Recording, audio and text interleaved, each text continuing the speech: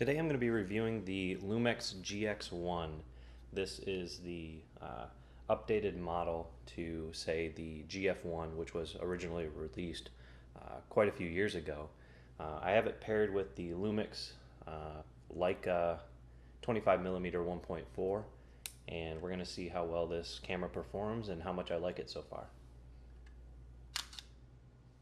So let's get right into it. Okay, to get started, let's go over the ergonomics of this camera. It is a micro four thirds camera, so it uses a crop sensor, which is a 2x crop.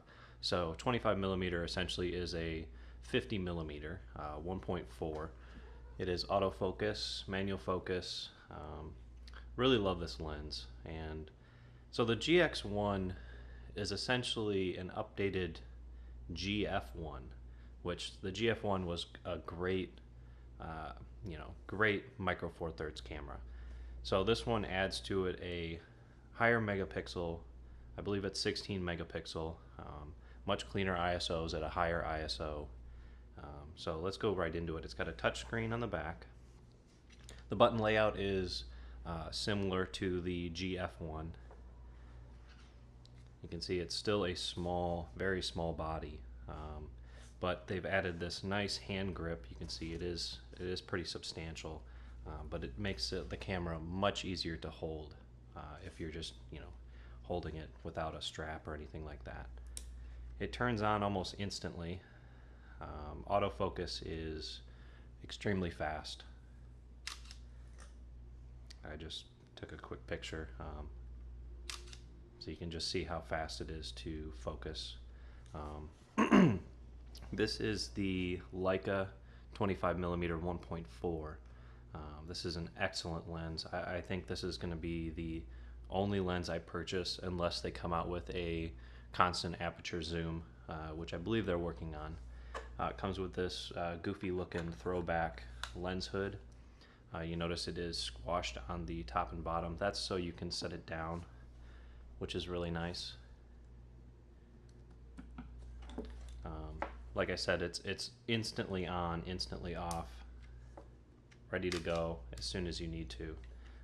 The nice thing about the GX1 is that you can customize pretty much all of the buttons to your liking. You can see on the top here we have C2, C1, which these can be customized even further. I believe you can have 4 different preferences per dial. So you can have C1 version 1, C1 version 2, and so forth. You have full manual mode, shutter priority, aperture priority.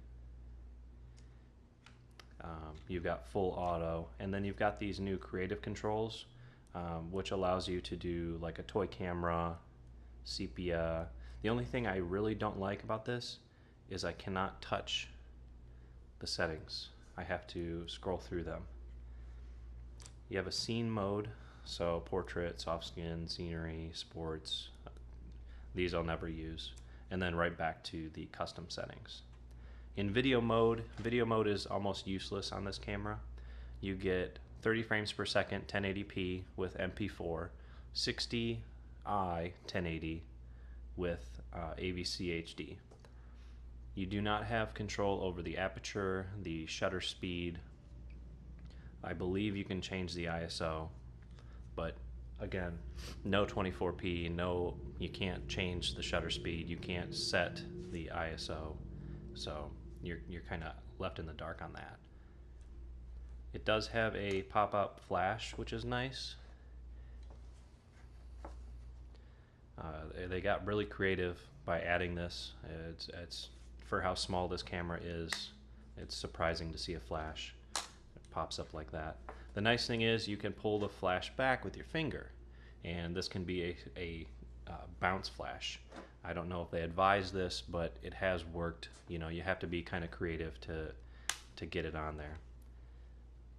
Left and right microphone on the top here. I'm pulling off the hot shoe holder, and you can see there is a connector right here for a optical viewfinder. No, I'm sorry, LCD viewfinder.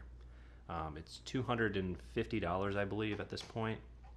Very expensive, If it ever comes down in price, I may get it, but this kit alone is very expensive. The GX1 has just dropped down in price recently, so if you're looking for a replacement to the GF1, or if you're just now getting into Micro Four Thirds, I suggest this camera. Olympus is coming out with some new models that are a little bit bulkier, but people are really excited because it's almost Leica quality. Some other things, you can touch to focus, which is nice. So if you want to do, you know, if you need to focus really fast, it can be a nice thing. And there you can hear how fast the shutter is.